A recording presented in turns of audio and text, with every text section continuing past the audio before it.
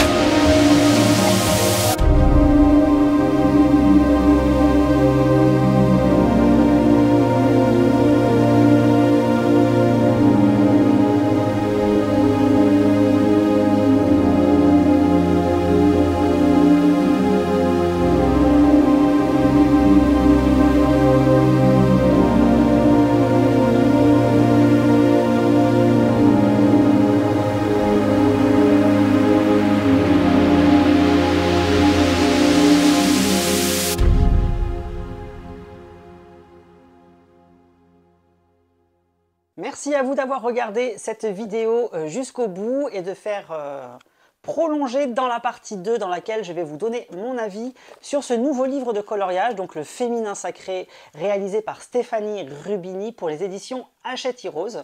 Voilà, c'est un livre qui est très joli, vous avez de très belles illustrations à l'intérieur.